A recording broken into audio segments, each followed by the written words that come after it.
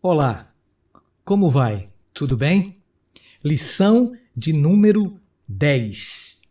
Fazendo o impensável. O verso para memorizar diz assim, mas ele foi traspassado, ferido por causa das nossas transgressões e moído por causa das nossas iniquidades. O castigo que nos traz a paz estava sobre ele e pelas suas pisaduras fomos sarados. Isaías 53, verso 5. Chegamos ao principal texto da proclamação messiânica do livro de Isaías. O capítulo 53 é o coração da mensagem deste livro e, de certa forma, o coração da mensagem profética veterotestamentária. Nesta semana, temos o privilégio de estudar Isaías 53 em seu contexto. Como vimos na lição passada, Isaías apresentou 3 servos distintos, o povo de Israel, Ciro e um servo sem nome. É desse último servo que falam os capítulos 50 a 53.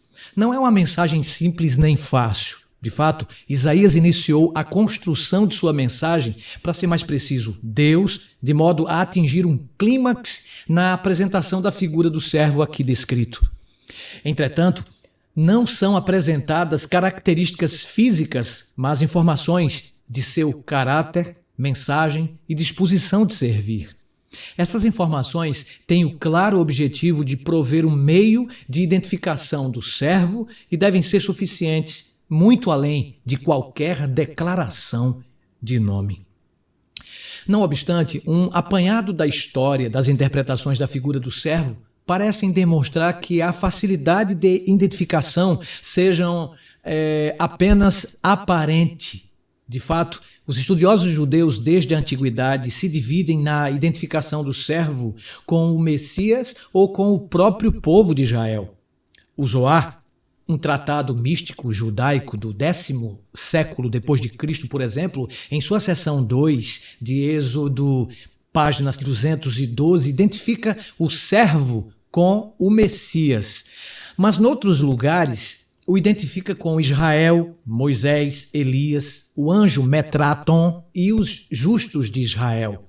E, de igual maneira, o Talmud judaico apresenta identificações variadas, sendo prevalecente a que identifica o servo com o povo de Israel.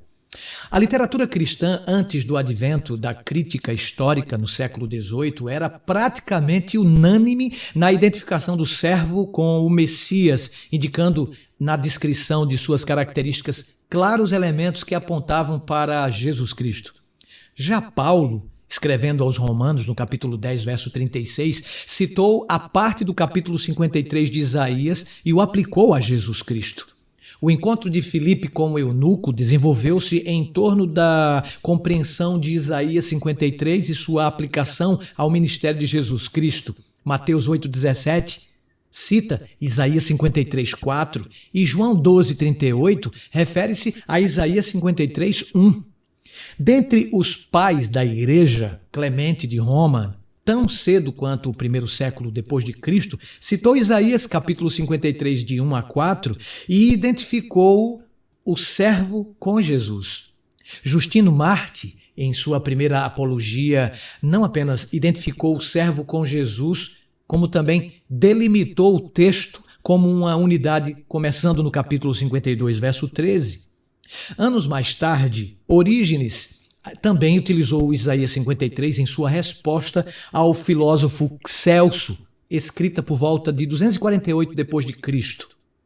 Os reformadores foram praticamente unânimes na identificação desse servo com Jesus, utilizando Isaías 53 como centro da argumentação messiânica.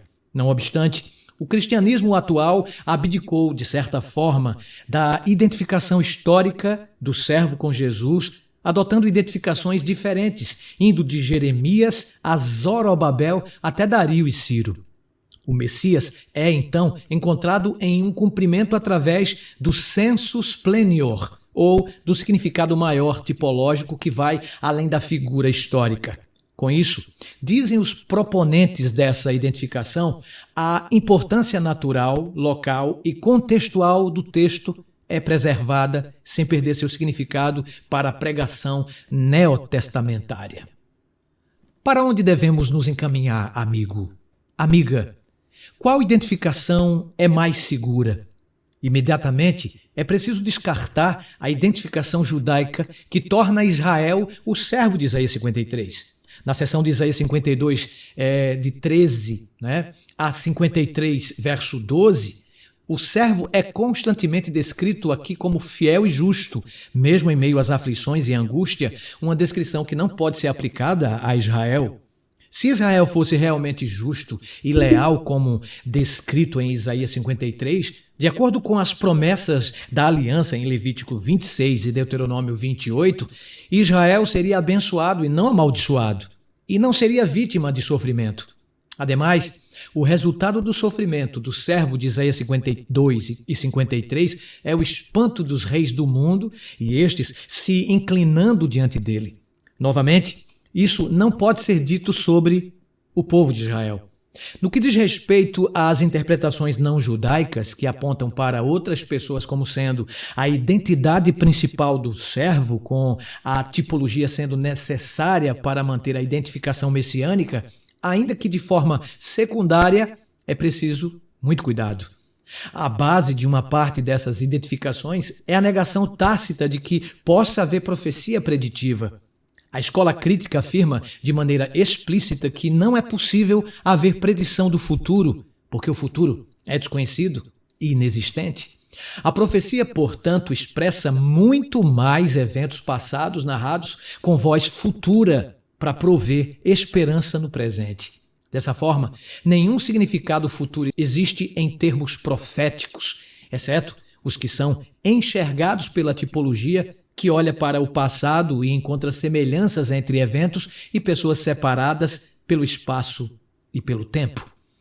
Ora, esse pensamento esvazia a profecia de sua função de demonstrar a capacidade divina de controlar o futuro e se revelar historicamente. O próprio livro de Isaías, no capítulo 48, fala de Deus como sendo aquele que anuncia o futuro desde o princípio, contrapondo a noção naturalística. Ademais, ao afirmar que a profecia fala do passado com linguagem do futuro, há uma acusação direta de manipulação da realidade e de mentira proposital por parte dos autores dos textos e, em última instância, do próprio Deus.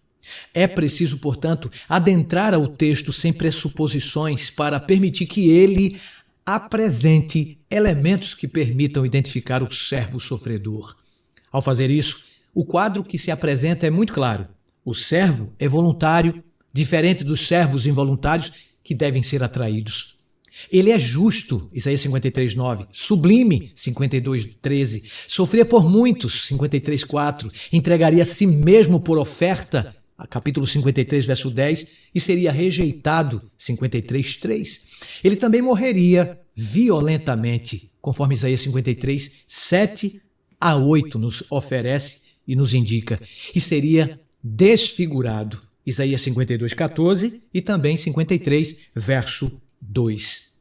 Como última e principal característica, o servo morreria pelos pecados do povo de Deus e intercederia por ele, Isaías 53, dos versos 8 a 12. As informações são suficientes para nos proporcionar uma visão clara do cumprimento da profecia. Você não acha? Não é possível encontrar na história do tempo de Isaías, nem em qualquer outro tempo imediato, nenhuma pessoa que possua as características apresentadas nessa profecia. De fato, é somente na narrativa da vida e do ministério de Jesus Cristo, contida no Novo Testamento, que podemos visualizar as informações dadas por Isaías. Elas são agrupadas para formar um quadro coerente e completo. Não é preciso, portanto, recorrer aos sensus plenior, nem à tipologia para alcançar os tempos e a pessoa de Jesus Cristo e identificá-lo como o Messias servo de Isaías. Cada elemento descritivo desse personagem no livro de Isaías nos leva unicamente a ele, Jesus Cristo, nosso Salvador e também nosso Senhor. Que Deus te abençoe. Até a lição da próxima semana e que o Espírito Santo nos forneça sua interpretação perfeita, poderosa, para colocarmos em prática as lições extraídas do livro sagrado. Até mais, que Deus te abençoe.